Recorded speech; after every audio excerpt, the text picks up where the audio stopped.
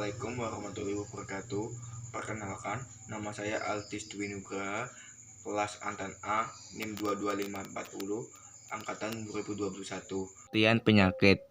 Penyakit tanaman dapat diartikan sebagai gangguan terhadap tanaman yang disebabkan oleh patogen dan non-patogen yang menyebabkan terganggunya proses pertumbuhan pada bagian-bagian tertentu atau keseluruhan dari tanaman yang tidak dapat berjalan sesuai fungsinya dengan normal dan dengan baik. Alat yang digunakan yang pertama alat tulis, kedua buku, ketiga kamera. Sedangkan bahannya tanaman terserang patogen yang pertama bonggol pisang, kedua daun kopi, ketiga daun cabai. Cara kerja yang pertama bakteri. Menggunakan bonggol pisang dipotong yang diduga terinfeksi oleh bakteri dan dicelupkan ke dalam gelas yang berisi air. Setelah itu bisa dilakukan pengamatan. Apabila bagian bonggol pisang yang dipotong tersebut mengeluarkan cairan bening, maka diduga di dalam bonggol pisang tersebut terdapat bakteri. Yang kedua, jamur. Menggunakan daun kopi yang bergejala karat atau kering. Amati gejala serangan secara makroskopis, serta amati hifa dan spora jamur penyebab penyakit karat daun secara mikroskopis. Yang ketiga, virus. Menggunakan daun cabai, amatilah gejala serangan virus pada daun tersebut. Daun menguning, keriting, mengkerut, serta dapat terlihat adanya kutu kebel berwarna putih di bagian bawah daun. Gejala bakteri, salah satunya bercak daun. Dalam hal ini, bakteri yang menyerang tanaman menghasilkan bahan kimia beracun yang membunuh sel-sel pada tanaman sekitarnya. Serangan gejala jamur bisa muncul di atas dan di bawah tanah, termasuk akar yang membusuk atau mati, atau pembekakan besar pada akar di bawah tanah. Di permukaan tanah, batang bibit baru bisa membusuk dan jatuh.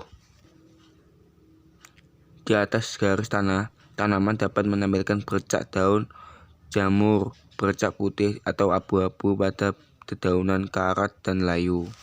Gejala pada virus. Dedaunan tanaman mungkin tampak kuning atau mungkin tampak sebagai bercak mosaik berwarna kuning, hijau muda, dan putih. Selanjutnya tanaman itu mungkin tampak kerdil, sering cacat atau sering menggulung daunnya. Bakteri dapat menyumbat kemampuan tanaman untuk mengantarkan air dan nutrisi ke bagian tanaman lainnya. Akhirnya, tanaman mulai layu dan terkulai. Gejala ini seperti pada kanker dan busuk lunak, yaitu daerah cekung yang dihasilkan oleh daerah tanaman yang mati. Sering terbukti penyakit pertumbuhan yang luar biasa besar dan cacat di suatu tempat di tanaman atau akar. Penyakit pada jamur yaitu spora jamur sangat kecil dan ringan dan dapat menempuh jarak yang sangat jauh di udara untuk menginfeksi tanaman atau pohon lainnya. Mereka juga penyakit pada bakteri daun membengkak atau mengerut atau mungkin menyempit secara tidak normal, tidak seperti bakteri dan jamur. Bakteri dapat menyebarkan melalui beberapa cara, termasuk serangga, percikan air, tanaman sakit lainnya, atau alat. Mereka memasuki tanaman melalui lubang kecil, baik melalui kerusakan atau pemotongan, tetapi juga melalui lubang alami di tanaman itu sendiri. Jamur juga disebabkan oleh air, hewan, dan serangga dan manusia. Sedangkan virus menyebarkan melalui air atau angin. Sebagai tindakan penjagaan bakteri yaitu salah satunya merawat tanaman bahkan sebelum kerusakan terjadi. Selain itu juga praktik budaya yang baik untuk selalu membantu ini, termasuk sanitasi peralatan dan pembuangan semua sisa tanaman. Cara terbaik untuk mencegah jamur yaitu membeli varietas tahan penyakit bila memungkinkan. Cara lainnya yaitu meminimalkan jumlah air yang bersentuhan dengan dedaunan.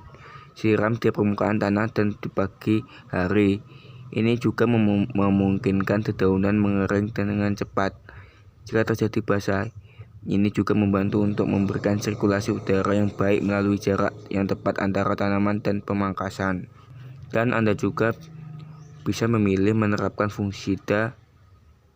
Ada banyak produk yang tersedia untuk perawatan organik, belerang, dan soda kue umumnya. Sedangkan pencegahan virus yaitu memperbanyak tanaman kontak dengan manusia dan benih yang terinfeksi oleh virus tersebut. Bakteri berkembang biak dengan pembelahan binar. Dalam proses ini, bakteri yang merupakan sel tunggal akan membelah menjadi dua sel anak yang identik. Pembelahan binar dimulai ketika DNA bakteri membelah menjadi dua bereplikasi. Jamur berkembang biak dengan dua cara, yaitu secara aseksual atau berkembang biak vegetatif dan secara seksual atau perkembangbiakan generatif. Reproduksi vegetatif jamur bersel atau satu dilakukan dengan membentuk tunas. Virus akan berkembang biak dengan cara memperbanyak diri di dalam sel inang. Untuk berkembang biak, virus akan memerlukan sel hidup.